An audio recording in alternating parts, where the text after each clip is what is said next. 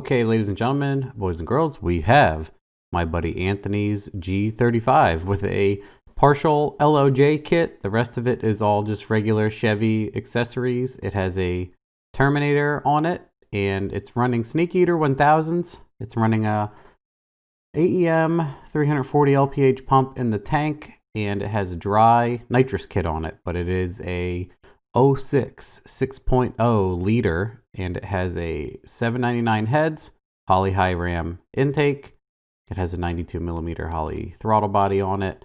It has the CD09 transmission with the LOJ adapter kit. It's a stock differential and drivetrain, but he bought a shell, and he bought a 370 diff and axles and some other stuff. So it has some 370Z components in it added into the mix. So it made 440 rear wheel. It is on E85. It made 440 rear wheel, which is like one of the most stout 6-liter heads cam combinations I've ever done. Remarkably enough, it's just junkyard 799s and a junkyard bottom end. So it did amazing. It's running the sloppy stage 3 cam, so this is a good showing for that also. But yeah, phenomenal. So it did 440 rear wheel, and it has a dry shot that's capable of flowing up to 400 horsepower. So we jetted it for 150 and hit it on weak bottle and smelled a little bit of clutch, and we're like, well, clutch is going out anyway, so heated up the bottle, kept the 150 jets in it, 62 jet. Usually I like to put about a 64 in, but we were like, well, the clutch is on its way out anyway. So you'll see there's a hit or two on motor, and then nitrous hits. And then after that, we'll go over some data logs and dyno plots for you guys.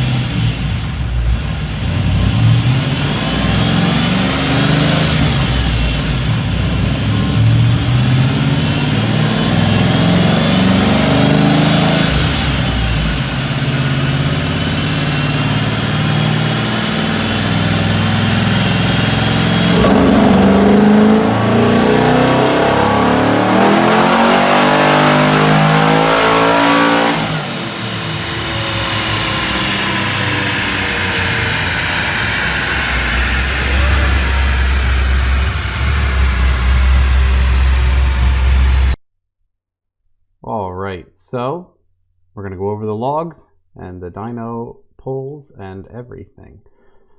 So what we have is, I had a pretty decent street tune-up in this and conservative settings, and first rip on the dyno when he brought it made 425 wheel. And let's go to the engine speed here. And one thing we noticed is this is where I floored it, and it was super rich on the hit. I looked at his closed loop and his learn table, and it was pulling a lot of fuel. So you might notice this looks a little wavy, like it's really good over 5,500, but here, you know, it looks like almost like wheel spin or something else is going on. But after I checked out the log and everything else, I realized it was maxing out its fuel trims trying to pull fuel out. So luckily enough, fuel table had a bunch in it, you know, it just had to yank a bunch out. So let's go right to number 2 here is all the fueling fixed. Essentially nothing else done but fueling fixed. I think I put a degree in it. We'll go over the log real quick here. So we got one that's barking at me. I know. It does this every now and then. And I forgot my stupid cable. I forgot my USB to CAN bus tuning cable. So I did all of the tuning and data logging on this with the 3.5-inch dash.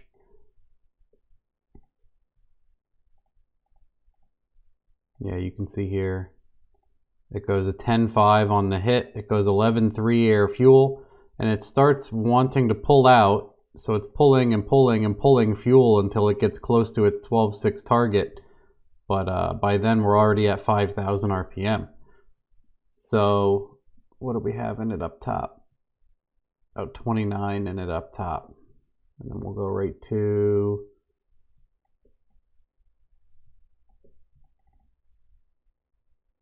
what was the 30. So I put a degree in it and I cleaned up the fueling and it picked up another 20 wheel. So yeah, you can see here 5%. It still goes way rich, but it's much better. It's closer to its target.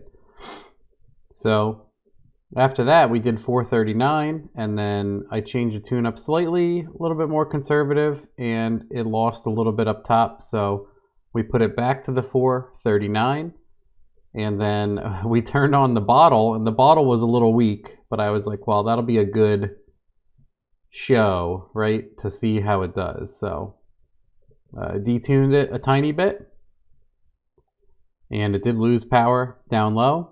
And then this is where the nitrous comes on, and I've shown this before in my how I use nitrous, and I have to credit this to Chris Ortiz, Modern Performance and Tuning, Chris Ortiz, and he yanks a little bit more. You can do this on standalones and some other things. You yank a little bit more timing than you need to on the initial hit, and then you fade it to your normal amount of ignition retard.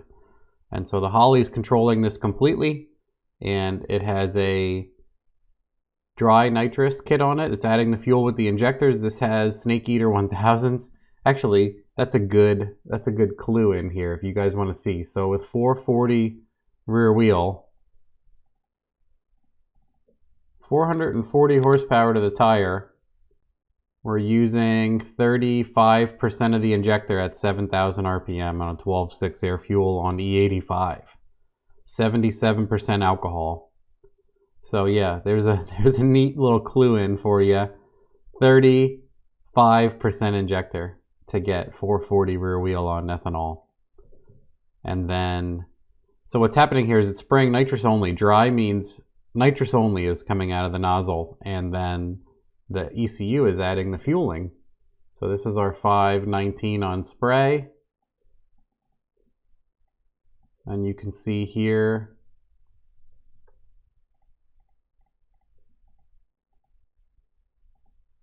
this is where the nitrous kit comes on. Air fuel ratio target changes and timing comes out. So it yanks 4 degrees on the hit, and then it puts it back in, and then the kit turns off at 6,800, which you can see here.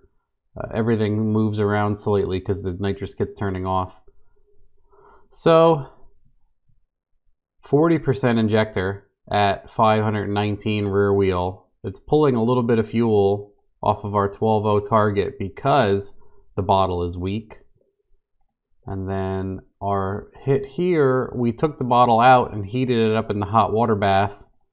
Always a really good way to get your nitrous bottle hot. Hot water totally heats the entire bottle, and it just does a good job of retention and getting the bottle hot quick. So as you can see here, it made 558 and 491 foot-pounds, but what we're going to do here is get rid of the median run here. So that's red is motor and green is nitrous, 150 shot.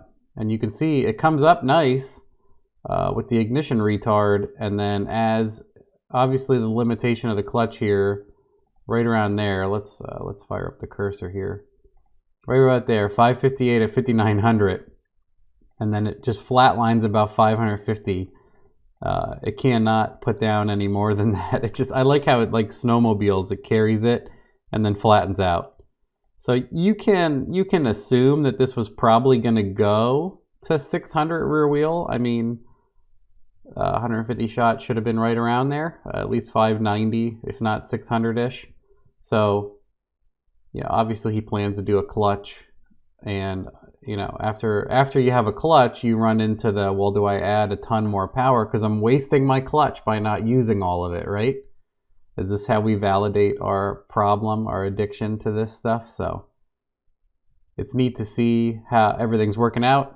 Anthony did have some issues. We had a bunch of different motors on here. He had oil pressure issues and some other things. Poor guy was on struggle street, but now it's doing good. So now the motor's doing so good, he hurt his clutch. Yeah, I'm sure some people can appreciate this issue also. Another neat one is, so this is a good showing for sloppy stage 3. Other times we had sloppy stage 3 and we were having motor issues, or the motor's too small, or the combination really can't make use of it. What would be really neat to see is a 2 versus 3 in this car, but I think he's done taking it apart for now, at least before he does his clutch.